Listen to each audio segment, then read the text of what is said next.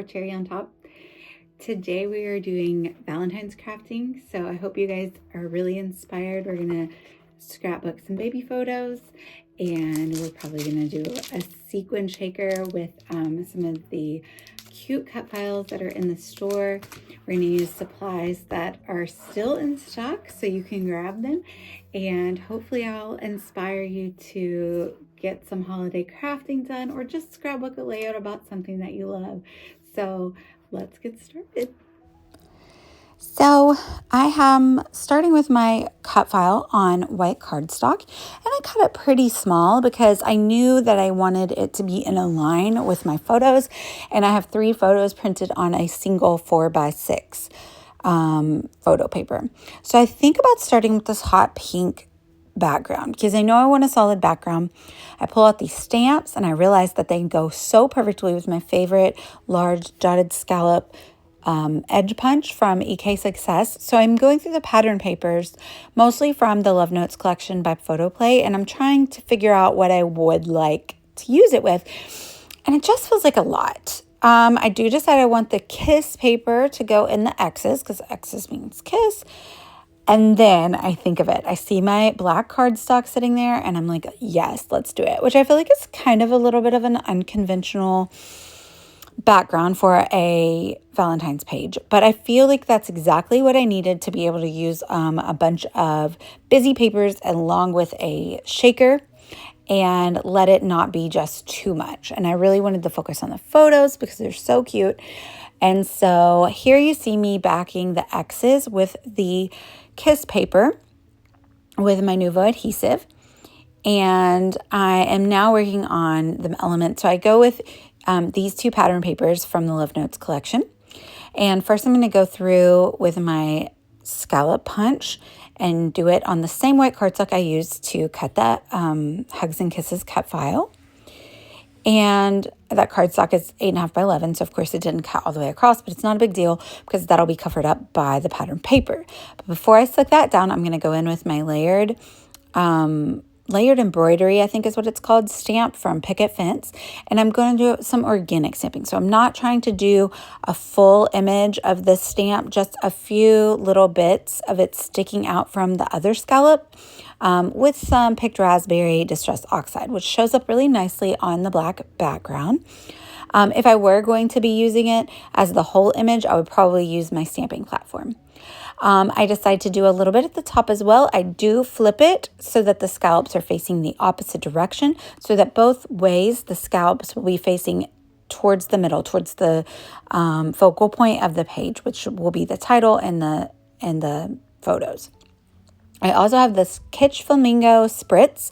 It's distressed spritz, and it is going to be sparkly and sit really nicely atop the page. So I'm going to do the splatter over top of my stamping, some larger splatters and some small ones. And then I'm going to let it dry organically or naturally. I'm not going to roll it up, and I'm not going to hit it with my heat gun either. So while that dries, I work on my shakers. I use the thin foam tape from Wildflower Crafts to outline this really thin outline of the O, which is the hug. And then I fill it up with these Serenade Buttons Galore sequins. They're kind of like sprinkles. But I did pull out a few of the pearls just because I would need 2 layers of that foam tape in order to keep the pearls from being too big. So they won't shake around in there from that 1 layer of foam tape because it's not quite tall enough. So I just plucked them out because I didn't want it to be that tall. So I'm just adding a few more that are not pearls here. And I'm super happy with how this shaker turned out. It's so cute. And, you know, I feel like normally it has to be a big element on my page, but this one turned out pretty small. But I'm really happy with the size of it. Just a small little detail. So that's kind of what I focused on in my blog post today. So I'll link down below to the blog where you'll find more details of this page. But I talk about all the little details that I added to make that a special layout. I'm bringing in some bigger, thicker pieces of the foam tape to pop up the rest of the cut file so that it's equal with the shaker bits. And that's what you see me doing here. I'm really loving the contrast between that white cut file and the black background. And now we're gonna rip a couple of these pattern bits of paper all the way across to go across the bottom there of the 12 by 12. So I'm going to do that plaid one and then the heart one. So when you're doing these elements, just make sure to rip your paper in the right direction. So I don't want upside down hearts. So I made sure to rip them in the right direction. And I only do them on the bottom. And I think about doing it at the top, but you'll see here in a moment, I just tone it down a little bit. I don't have as much room at the top, and I did that deliberately. So I'm not going to do as thick of a strip across the top of embellishment or paper or what have you. So I stick down the two at the bottom, and then I'm just kind of bending it up and roughing up those edges and kind of giving it dimension. And then I'll trim up the sides where it's running off of the page a little bit. And that's what you see me doing here. I'm really happy with how that Kitsch Flamingo Spritz dried. It's super beautiful, and it's not nearly as bright as it originally went onto the page. I did back all of my photos in some white cardstock to kind of mimic the cut file. So they're going to go across in the line there. So at the top, I need to add another one. So I think about cutting out more scallops, but I kind of like just the 3 and not making it go all the way across because I feel like that would be too much. So I am going to trim it down to be not as thick as the scallops at the bottom. And then I've just got this little strip of paper that came from one of the cut apart sheets in the Love Notes collection. And I roughed up the edges of that, and I'm going to kind of like layer it at the top, kind of like a distressed look, so that the scallops are kind of peeking out from behind this cut piece of paper, if you will. So I'm trimming off, I didn't get all of the other colors from the cut apart sheet, so I'm just trimming it. That's what you see me doing there. So I'm going to stick this down here, and another little detail that I'm going to add up here at the top is going to be some staples. So I do this quite often with my tiny attacher, and I'm going to really distress it. I'm actually going to just rip it right down the middle. So again, I'm trying to go for the look of it's like peeking out a little bit. And I use my tiny attacher to kind of fold that back. You can see the opposite side of the pattern paper. And then I decide I'm going to mimic that around the page in a few areas. And you hear me say this all the time. When you're adding those fun little details, if you put it around the page in multiples, it will kind of bring cohesion to the page and make it seem like you meant to do it, like it's meant to be there. So I'm going to put staples in 3 areas on my page. I got these new alphas from Honeybee, and these are called Be Playful Alpha Dyes, and they are going to be my new favorite. You're going to get sick of watching me use them because I love them. I cut them twice, once in white and once in black, so I can do a little shadow behind the white to help them pop off of this pattern paper.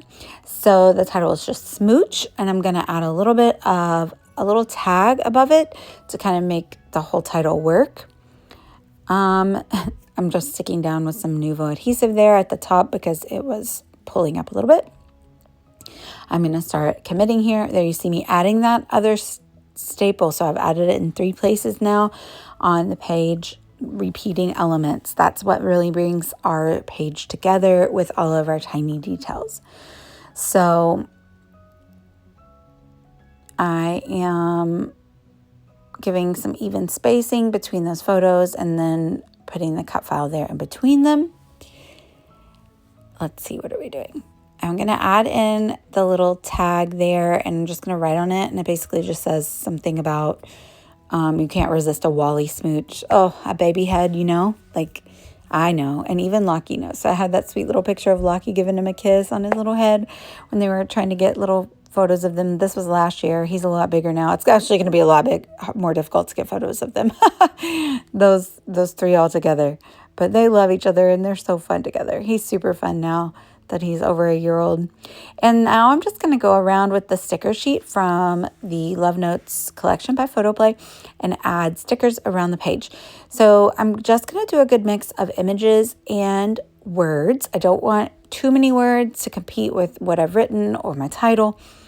And I will end up, I'm only putting single stickers around, but what I'll end up doing is layering them. So almost every sticker will get a companion sticker, at least one, and they'll touch, so they'll kind of overlap one another, just again, so it feels organic, and so it feels like they were kind of thrown on the page, but landed in a nice area. So I also have these little heart brads, and so I stuck a couple in the holes of the scallop, and I love the way that that looks. So here you'll see me just go in with another sticker.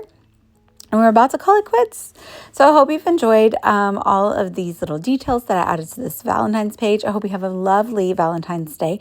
Check out the Cherry on Top blog. I'll link it down below. And I'll also put all of my affiliate links down below if you're interested in any of these products.